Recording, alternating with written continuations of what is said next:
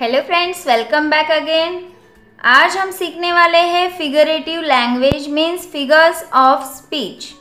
अभी ये figure of speech कोई भी एग्जाम में बहुत इम्पोर्टेंट टॉपिक है, जैसे कि 9 और 10 स्टैंडर्ड और 12 स्टैंडर्ड के लिए भी फिगर ऑफ स्पीच बहुत इम्पोर्टेंट है। और कोई कॉम्पिटिटिव एग्जाम दे रहे हो आप, तब भी ये आपको अच्छे से समझ में आना चाहिए। तो आज के ये टॉपिक में हम इसके टाइप सीखेंगे कि क्या होते हैं ये फिगर ऑफ स्पीच।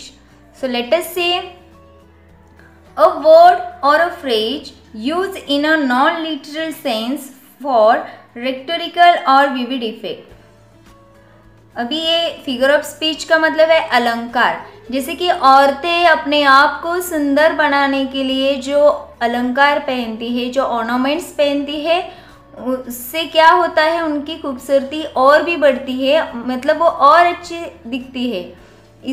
इसी प्रकार से जो हमारे ये सेंटेंस है, वो सेंटेंस के भी अलंकार होते हैं।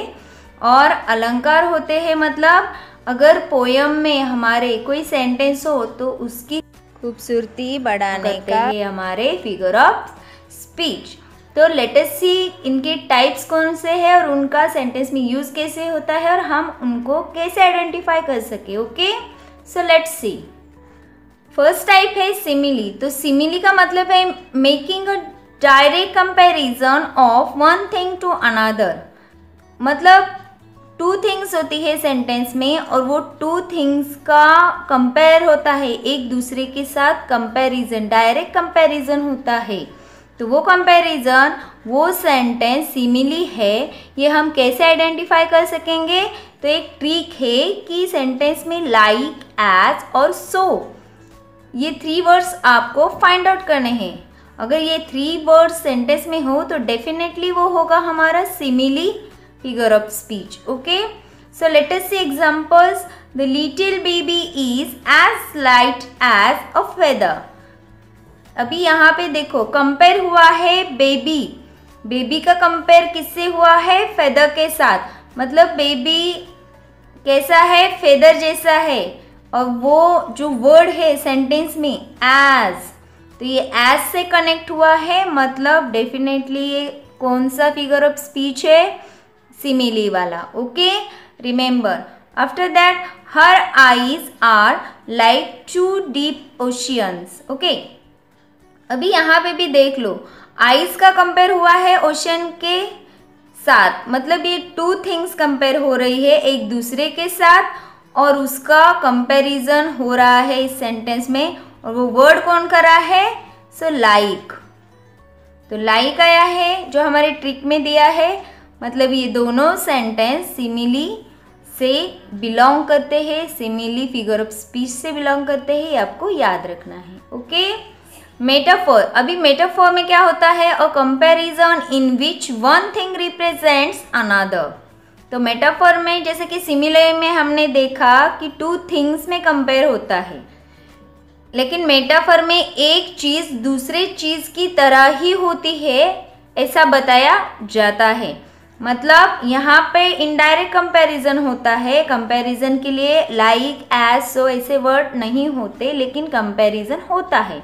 मतलब वो चीज़ उसी की ही तरह है या वही वो चीज़ है। जैसे कि लाइफ इज़ अ ड्रीम है ना, तो लाइफ क्या है? ड्रीम है। तो लाइफ को ड्रीम बोला गया है यहाँ पे, और वो भी किसी वर्ड को यूज़ किए, मतलब लाइक, एज ये वर्ड बिना यूज़ किए अगर सेंटेंस में 2 थिंग्स को कंपेयर होती है, उनको कंपेयर किया जाता है, तो वो definitely metaphor part of speech से बिलोंग होता है। ओके, जैसे कि हम बोलेंगे कि my friend is dinosaur. Okay, अगर कोई शैतान करता है कोई बच्चा, तो हम उसे ऐसे ही बताते हैं कि वो डायनासोर की तरह है ना, तो वो होगा metaphor. Okay, after that next type है personification. An object which is not alive is given human qualities. Okay, अभी पर्सोनिफिकेशन मतलब वे होते हैं सेंटेंस में जो ह्यूमन क्वालिटीज़ बताते हैं हमें। जब ह्यूमन की क्वालिटीज़ क्या है? ह्यूमन्स सब हम क्या करते हैं? एक्शन परफॉर्म करते हैं ह्यूमन्स। तो वो एक्शन किसी भी नॉन लिविंग थिंग को अगर दी जाती है तो उसे कहते हैं पर्सोनिफिकेशन पार्ट ऑफ स्पीच। जैसे कि सेंटेंस में देख लो, stars dance in the sky. ये स्टार्स है, नॉन लिविंग थिंग है ना। तो स्टार्स क्या करते हैं, डांस करते हैं। तो डांस कौन करता है, ह्यूमन करता है। डांस की क्वालिटी है, ह्यूमन की क्वालिटी है डांस करना। तो ह्यूमन की क्वालिटी किसको दी गई है, स्टार्स को। मतलब अगर सेंटेंस में किसी नॉन लिविंग थिंग्स को ह्यूमन क्वालिटीज दी जाती है तो डेफिनेटली वो होगा हमारा personification figure of speech. Remember, okay. Next type, alliteration. Alliteration का मीनिंग है repetition of the same sound and same letters. अभी यहाँ पे देखो क्या सेंटेंस में रिपीट होते हैं, लेटर्स रिपीट होते हैं, साउंड रिपीट होते हैं। देखते हैं एग्जाम के through. Go and gather the green leaves on the grass. अभी सेंटेंस में देखो जी लेटर रिपीट हुआ है, 1 2 3 4 टाइम जी लेटर रिपीट हुआ है, तो वो होगा हमारा एलिट्रेशन। एलिट्रेशन में क्या होते हैं, लेटर्स रिपीट होते हैं। Remember, okay. तो अगर सेंटेंस में कोई पर्टिकुलर लेटर बार बार रिपीट हो रहा हो तो वो आएगा हमारा alliteration figure of speech. After that repetition. तो रिपीटिशन का मीनिंग है रिपीटिशन ऑफ द वर्ड्स। अभी आप कंफ्यूज नहीं होना है आपको। रिपीटिशन में क्या रिपीट होते हैं, वर्ड्स रिपीट होते हैं, और एलिट्रेशन में लेटर्स रिपीट होते हैं। ये जो छोटी टिप है आप अच्छे से याद रखना। तो एग्जाम्पल में देखिए कि we have not wings, we can not saw. Okay, तो यहाँ पे वी नॉट, तो ये 2 वर्ड्स क्या है, रिपीट हो रहे हैं, बार बार आए हैं ना, 2 टाइम्स आए हैं, मतलब वर्ड्स रिपीट होते हैं। वो होता है हमारा repetition figure of speech. Remember.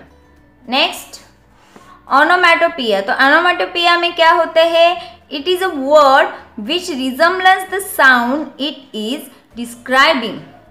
मतलब अगर सेंटेंस में कोई साउंड रिजम्बल्स होता है, साउंड मतलब क्रिएट होता है सेंटेंस में, कोई भी वाटर का साउंड हो, डोर पे बैंगिंग का साउंड हो, तो वो अगर सेंटेंस में होता है तो वो डेफिनेटली इससे बिलोंग करेगा, ये फिगर ऑफ स्पीच से बिलोंग करेगा। तो एग्जाम्पल थ्रू देखेंगे, the house tops clatter and clang. तो अभी बारिश के दिनों में जो हमारे हाउस के टॉप्स होते हैं उसमें जब बारिश गिरती है तो उसका एक पर्टिकुलर साउंड निकलता है, क्लैटर और क्लैंग की तरह। तो अगर सेंटेंस में ऐसा कोई भी साउंड क्रिएट हो रहा है तो वो वर्ड्स क्रिएट हो रहे हैं जो साउंड से रिलेटेड है, तो वो हमारा पार्ट ऑफ स्पीच होगा onomatopoeia. Okay, remember. After that hyperbole. अभी हाइपरबोल मतलब क्या, a deliberate exaggeration for dramatic effect. Hyperbole मतलब कोई भी अगर चीज़ हो तो उसको बड़ा चढ़ा के बोलना, उसका और उसकी और तारीफ करना, वो होता है हाइपरबोल। सेंटेंस के थ्रू देखते हैं, she is more beautiful than the moon and stars. वो इतनी खूबसूरत है चांद और तारों के तरह, मतलब चांद और तारों से ज़्यादा भी वो खूबसूरत है, इतनी वो खूबसूरत है। मतलब ये बड़ा चढ़ा कर बोलना होगा, मतलब कितनी खूबसूरत होगी वो, जिसको चांद और तारों को भी उसने पीछे छोड़ दिया। तो अगर सेंटेंस में ऐसी कोई एग्जैजरेशन हो तो डेफिनेटली वो होगा हमारा hyperbole figure of speech. Next है climax. Successive words, phrases, clauses or sentences are arranged in ascending order of importance. अभी क्लाइमेक्स में देखें कि वर्ड्स आते हैं जो पर्टिकुलर ऑर्डर में होते हैं, असेंडिंग ऑर्डर में होते हैं, जैसे कि great, wide, beautiful, wonderful, world. तो वर्ल्ड के लिए कुछ वर्ड्स दिए हैं असेंडिंग ऑर्डर में, वाइड वर्ल्ड होता है, ब्यूटीफुल वर्ल्ड होता है, वंडरफुल वर्ल्ड होता है, तो वो करेगा हमारा क्लाइमेक्स से बिलोंग, और क्लाइमेक्स होगा हमारा फिगर ऑफ स्पीच। रिमेंबर, अगर सेंटेंस में कॉमा के साथ पर्टिकुलर वर्ड्स असेंडिंग ऑर्डर में आते हैं तो वो होगा climax. Okay, remember. After that tautology. अभी टॉटोलॉजी में क्या आएगा, it is expressing the same thing an idea और सेइंग 2 और मोर टाइम्स। ओके, तो यहाँ पे बताया गया है कि एक ही चीज़ के लिए 2 वर्ड्स इस्तेमाल किए जाते हैं। जैसे कि देखो, I apologize because I am very sorry that I broke your glass. तो in this sentence apologize और sorry same meaning के वर्ड है, मतलब एक ही मीनिंग के 2 वर्ड सेंटेंस में यूज होते हैं, तो वो सेंटेंस डेफिनेटली होगा टोटोलॉजी से बिलोंग करेगा। टोटोलॉजी हमारा फिगर ऑफ स्पीच होगा। Okay, remember. Next, antithesis. अभी एंटीथेसिस मतलब ऑपोजिंग और कॉन्ट्रास्टिंग आइडियाज। तो यहाँ पे टू ऑपोजिट वर्ड्स में कॉन्ट्रास्ट होता है, 2 ऑपोजिट वर्ड्स आते हैं। सो let us say example, many are called but few are chosen. So in this sentence let us see here many and few, ये एंटीथेसिस हो रहा है, ऑपोजिट वर्ड्स आ रहे हैं, तो ये बिलोंग करेगा एंटीथेसिस फिगर ऑफ स्पीच से। After that, she comes and goes, वो आती है वो जाती है, कम एंड गो कौन सा है, अपोजिट वर्ड्स है, सो ये होगा हमारा एंटीथेसिस। ओके, सो एंटीथेसिस से रिलेटेड जो वर्ड्स आएंगे वो रिमेंबर याद रखना कि अपोजिट होते हैं, कॉन्ट्रास्टिंग आइडियाज होते हैं, ये छोटी सी ट्रिक आप अच्छे से याद रखना। Inversion, inversion it refers to the reversal of the synthetically correct order of subject, verb and object in a sentence. Okay, तो क्या होते हैं इन्वर्जन में कि जो सेंटेंस आता है, जो लाइन आती है फिगर ऑफ स्पीच में, वो पर्टिकुलर मतलब सब्जेक्ट ऑब्जेक्ट वर्ब ऐसे नहीं आती, वो कौन सा भी वर्ड किधर भी होता है। तो देख लो, in vain is all word play, तो भी यहाँ पे सीक्वेंस ही नहीं है सेंटेंस का। ओके, तो अगर हम इन्हें सीक्वेंसली अरेंज करेंगे तो ऐसा बनेगा, all words play is in when. तो अगर सेंटेंस में ऐसा कोई भी ऑर्डर हो, सिंथेटिकली कोई ऑर्डर हो, तो वो ऑर्डर को हमें करेक्ट करके देखना है और डेफिनेटली वो बिलोंग करेगा इन्वर्जन पार्ट ऑफ स्पीच से। ओके, नेक्स्ट है pun. A pun is play on words, it uses a word to give a different sense to the sentence and add a double meaning. देखो, अभी pun में ऐसा होता है कि एक ही वर्ड डबल मीनिंग से सेंटेंस में यूज किया जाता है, उसे कहते हैं पन। सो एग्जाम्पल के थ्रू देखते हैं, a woman powders the faces while a soldier faces the powder. तो इन सेंटेंस में 2 फेसेस की स्पेलिंग है, स्पेलिंग सेम है लेकिन मीनिंग डिफरेंस है। वुमेन अपने फेस पे पाउडर लगाती है, लेकिन जो सोल्जर्स होते हैं वो पाउडर को फेस करते हैं, मतलब जो गन पाउडर होती है उनको उन्हें फेस करना पड़ता है। तो यहाँ पे अभी क्या करते हैं, फेसेस और फेसेस, तो ये 2 फेसेस है जिसको अलग अलग मीनिंग में, मतलब डबल मीनिंग में सेंटेंस में यूज़ किया गया है। एक ही वर्ड है जो डबल मीनिंग निकालता है सेंटेंस में, तो वो बिलोंग करेगा पन से।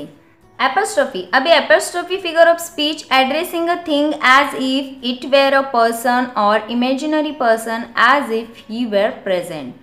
अभी सेंटेंस में देखो, एपोस्ट्रोफी मतलब कोई वहाँ पे एब्सेंट है, ऐसा कोई पर्सन है, कोई थिंग है, तो उसके लिए apostrophe figure of speech use होता है।